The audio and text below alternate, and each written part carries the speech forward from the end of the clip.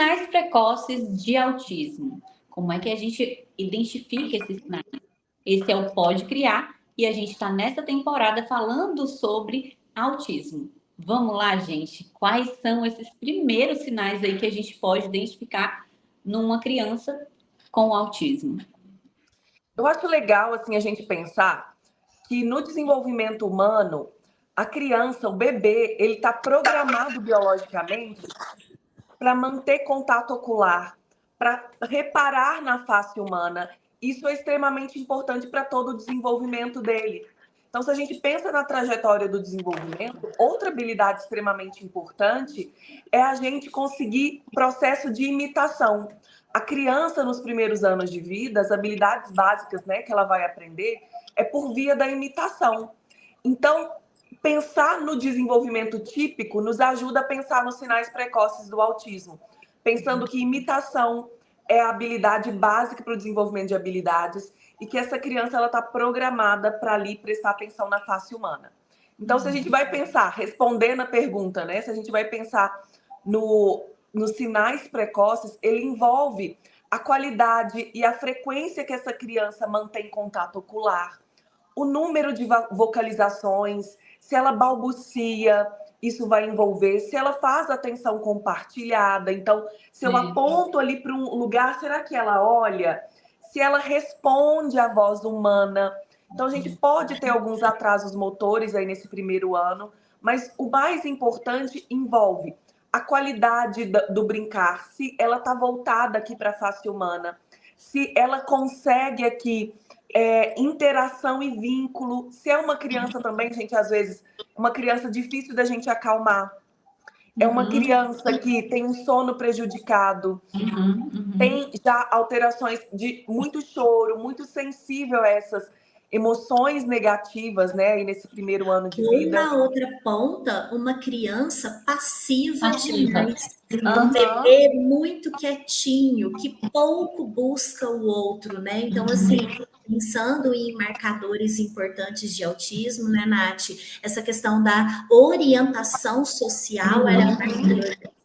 Então, aquele bebê, aquela criança pequena que pouco busca o outro, esse vai ser um marcador importante de sinal precoce, né? Nós somos seres sociais, então o bebê, ele já nasce com orientação social no desenvolvimento típico voltado, ele se vincula com o cuidador principal. E aí, nisso, a gente consegue todas aquelas habilidades que a Nath disse, de imitação, de contato visual, de interação social. Quando a gente tem um indivíduo com autismo, a gente já vai poder observar nos bebês essas anormalidades. Um bebê que se esquiva um pouco de interação, aquele bebê que fica muito bem no berço, que pouco busca o contato social com o outro, né?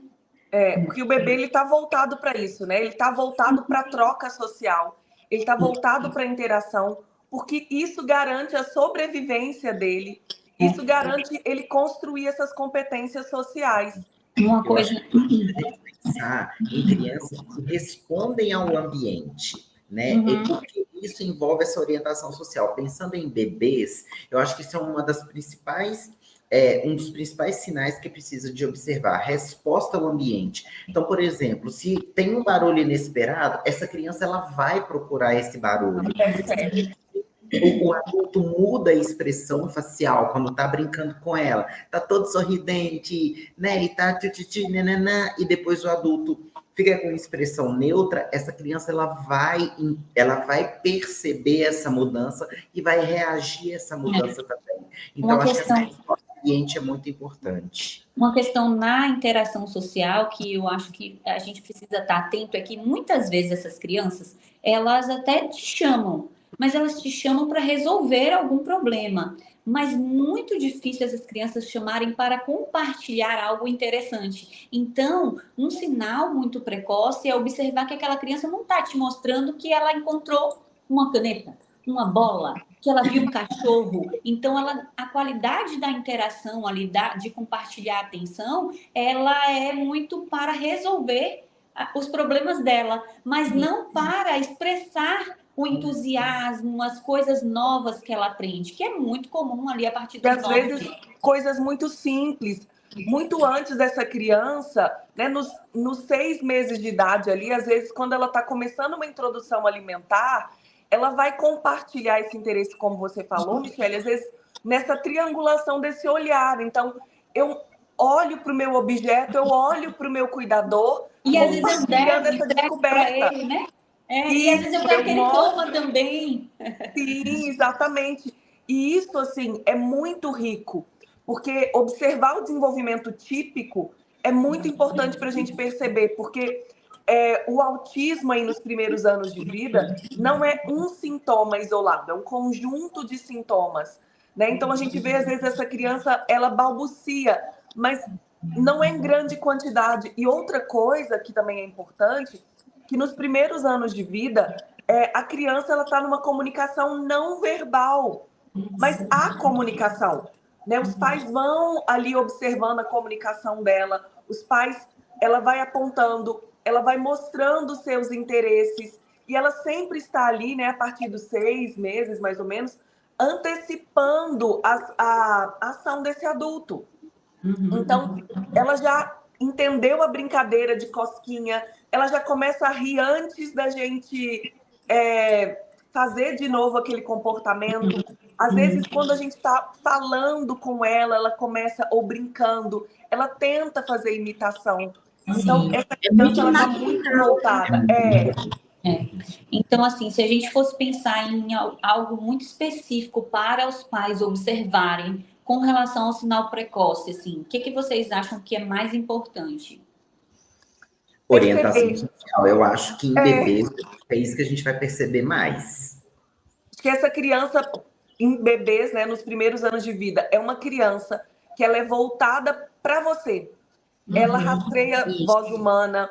Com 9 meses, ela já começa a responder ao próprio nome. Ela olha o bebê, o encantamento do bebê, ela está programado para o quê? Face humana, para estar voltado a isso. E é tão lindo, né? Imitação. Eu acho que é um outro componente extremamente importante para a gente observar. E é muito engraçado. Eu estou lembrando aqui de Bia, né? Nos primeiros anos ali, nos primeiros meses, eu ficava admirada, porque eu ensinava alguma coisa e ela fazia, e eu falava, nossa, eu demoro tanto tempo para conseguir isso no consultório, né? Então, tipo, meu pintinho amarelinho, né? Esses gestos, né? A criança aprende muito através de gestos e ela quer imitar, ela tem interesse em imitar o cuidador. Então, é realmente isso que a Nath estava falando ali, né? Tanto que eu atendi um paciente agora, um bebê que veio para avaliação, ele estava com 9 meses. E aí os pais falaram exatamente isso, Michele, que você trouxe. Assim, eles falaram, Natália, a gente está tentando ensinar ele a bater palma tem muito tempo. A gente bate palma, ele não imita. E ela falou assim, olha, não é só isso. Coisa simples. A gente tenta, e ele não repete. Então, isso realmente é muito importante. E, às vezes, esse bebê, ele é um bebê muito irritadiço. Ele é um bebê, às vezes, que ele não dorme bem. Então, essas questões, elas são importantes para a gente observar.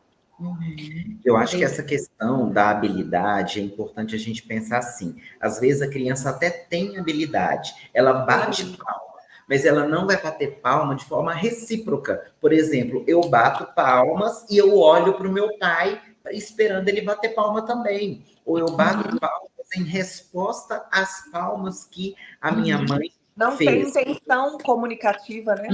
Quando a Michele estava falando da imitação, muitas vezes a criança, ela até imita, mas a gente precisa observar se ela imita para manter a interação, para sustentar a interação, porque quando a gente está brincando, é natural acontecer a imitação, né? Imitação de ações com objetos, imitações de vocalizações que a gente faz. Então, quando eu pego um carrinho e falo tchu, e a criança faz a mesma coisa, tchu, e ela me olha, porque ela quer sustentar a interação ali comigo. Então, esse sinalizador da imitação, ele é imprescindível. Ela está imitando porque ela aprendeu, ela me viu fazer e está só fazendo ali por fazer, ou ela está me imitando para sustentar a interação comigo?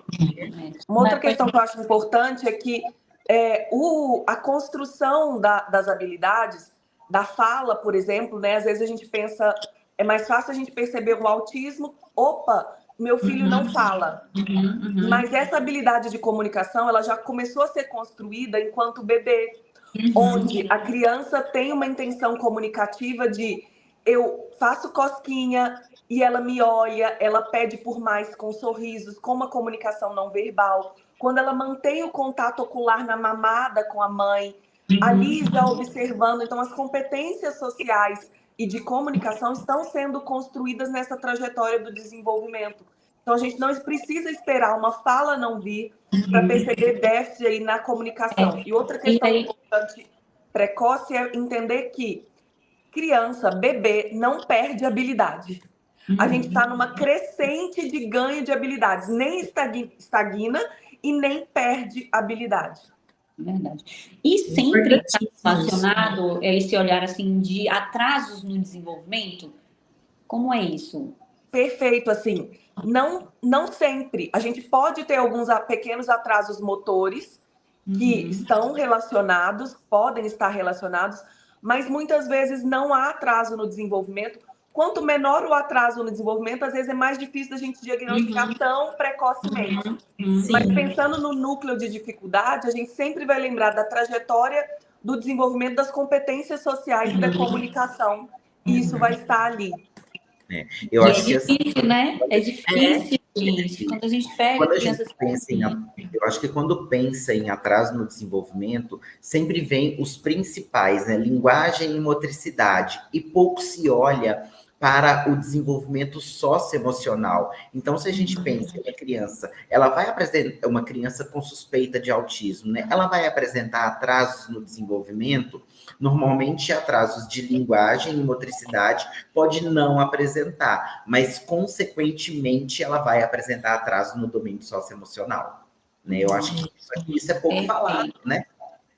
E aí a questão é, precocemente, o objetivo muitas vezes não é se fechar um diagnóstico, embora possa ser fechado quando tem ali, porque a gente tem uma estabilidade de diagnósticos feitos por volta de 18 meses, né, de autismo. Mas o objetivo é oportunizar intervenção.